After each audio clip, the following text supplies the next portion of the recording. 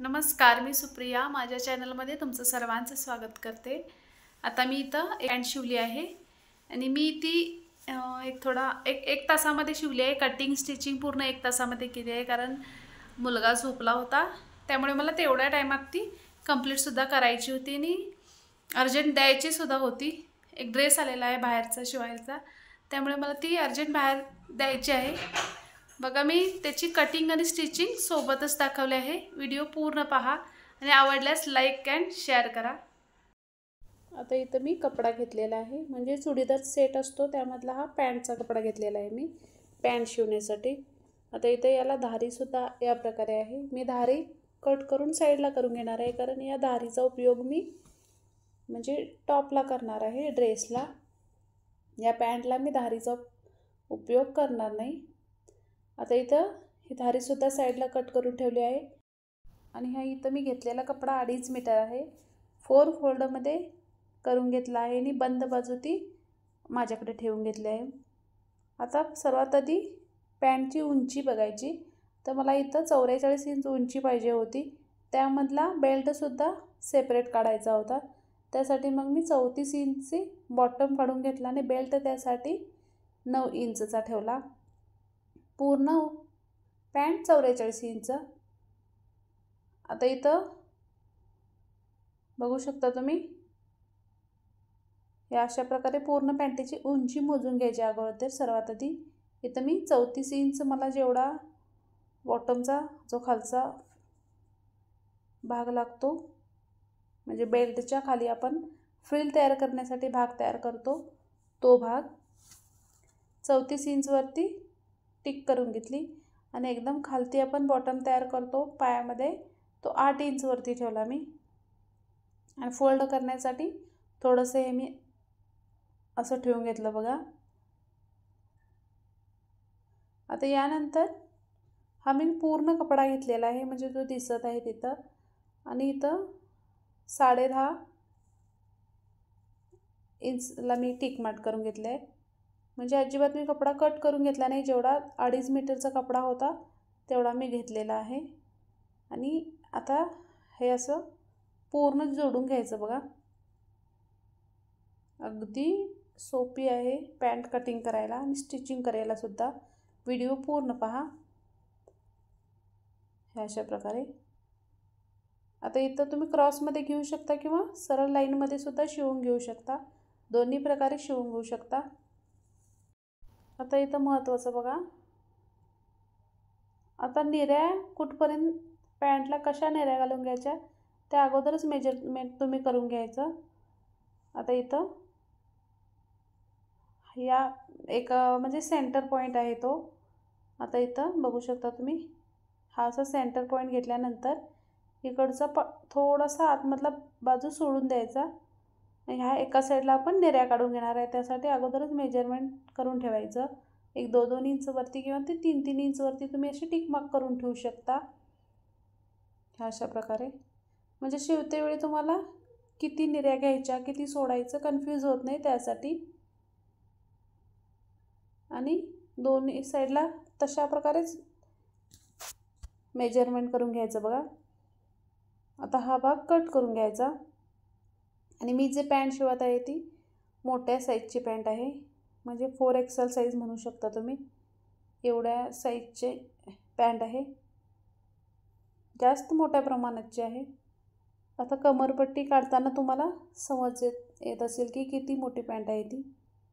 आता हा भाग पूर्ण माझा 22 इंच रुंदीला, म्हणजे एक घेर पूर्ण 44 एक रुंदीचा आहे। प्लेट घातल्यानंतर कमी होणार। आता हा भाग उरलेला आहे, हा असा मी कट करून घेतला आहे। आता यामधून आपण बेल्ट तयार करून घेण्यासाठी पॅन्टला वरच्याला बेल्ट असतो, तो कसा बेल्ट तयार केला आहे बघू शकता। मी आता हा कपडा घेतलेला आहे, हा कट करून घेतला।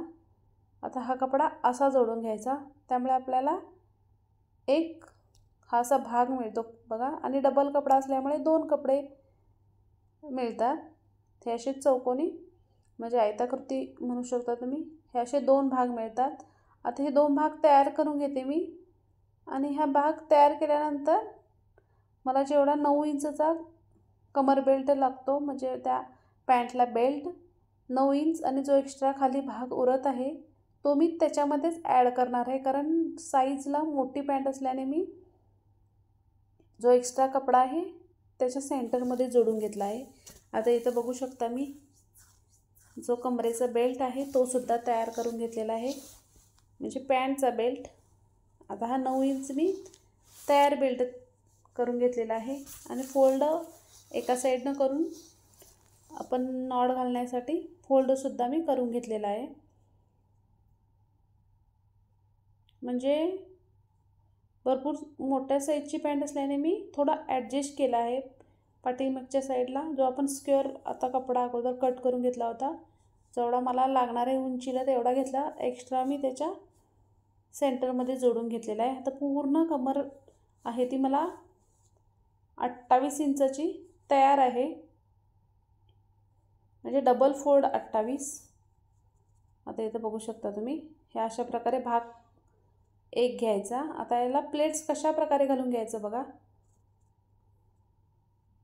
आता जो आपण 28 इंचाचा कमर बेल्ट म्हणजे बेल्ट तयार करून घेतला आहे त्याचा एक सेंटर पॉईंट काढून घ्यायचा.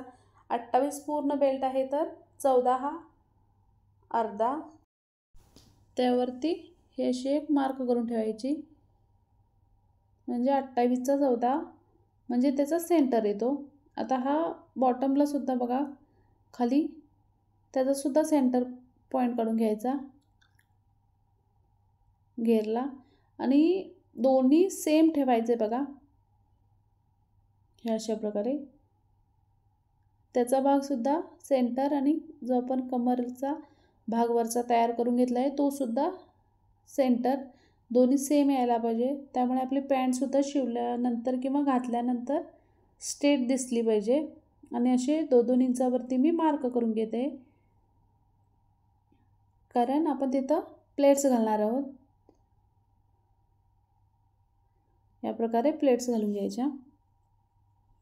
आता मी परत शिलाई मशीनवरती खाली दाखवताना खूप कन्फ्यूज होते, त्यासाठी मी इथं खाली ठेवून दाखवत आहे कशा प्रकारे प्लेट घालायच्या ते.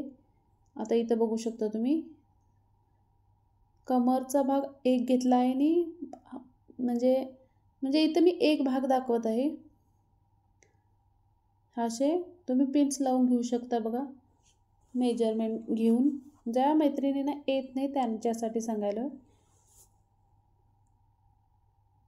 आणि तुम्ही अगोदर असं जर मेजरमेंट करून घेतला तर तुम्हाला शिवतेवेळी सुद्धा इझी होतं, आणि कमी भाग हे कमी जास्त होत नाहीत. आणि इथला बघू शकता तुम्ही, मी भाग पाठीमागचा कटसुद्धा करून घेतला नाही, डायरेक्ट जॉईन करण्यासाठी. म्हणजे मला माहीत आहे की कशा प्रकारे प्लेट्स घातल्यानंतर किती भागाला किती प्लेट्स लागणार आहेत ते. आता इथं बघू शकता तुम्ही, दोन्ही भाग मी तयार करून घेतलेले आहेत. आणि प्लेट्स कशा प्रकारे घालून घ्यायचे बघा. एका भागाला इकडं ह्या साईडला म्हणजे करून घेतला आहे मी, दुसऱ्या साईडला त्या साईडला, म्हणजे बघू शकता तुम्ही व्हिडिओमध्ये मी कशा प्रकारे प्लेटसुद्धा घालून घेतला आहे. आणि पाठीमागचा भाग मी जॉईनच ठेवला आहे, अजिबात कटसुद्धा केलेला नाही. आता हे अशा प्रकारे पॅन्ट बघू शकता तुम्ही. हे अशा प्रकारे मी सेंटरमध्ये प्लेट्स घालून घेतले आहेत, दोन्ही साईडला थोडा जागा सोडून. आता हा सुद्धा भाग शिवून घ्यायचा, म्हणजे शिलाई मारून घ्यायची. आता एका साईडला तर मी ऑलरेडी कटसुद्धा केलेलं नाही, फक्त कमर बेल्ट जोडून घेतल्यानंतर तो भाग जोडून घेतलेला आहे. आता बघू शकता या प्रकारे प्लेट्स घालून घेतल्यानंतर हा भागसुद्धा जोडून घेतलेला आहे मी इथं. आता यानंतर महत्त्वाचं बॉटम जो खालचा भाग असतो त्याच्यामध्ये मी दुसरा एक्स्ट्रा एक भाग घेतला होता कट करून. आतमध्ये तुमच्याकडे जर कॅनव्हास असेल तर कॅनव्हास घालू शकता, किंवा कॉटनचा कपडा कोणताही घालू शकता त्याच्या आतमध्ये. मी इथं बॉटममध्ये एक कॉटनचा कपडा घातलेला आहे आणि फोल्ड करून शिवून घेतलेला आहे. आता इथं या प्रकारे पॅन्ट तयार आहे बघू शकता. आजच्या व्हिडिओमध्ये मित्रांनो मी 1 तासामध्ये ही पॅन्ट कटिंग आणि स्टिचिंगसुद्धा केली आहे, त्यामुळे थोडा जास्त फास्ट व्हिडिओ झालेला आहे. व्हिडिओ आवडल्यास लाईक शेअर करा. पॅन्टचा व्हिडिओ डिटेल्समध्ये हवा असेल तर प्लीज कमेंट करा, मी अजून एकदा तुमच्याशी नक्की शेअर करेन. धन्यवाद.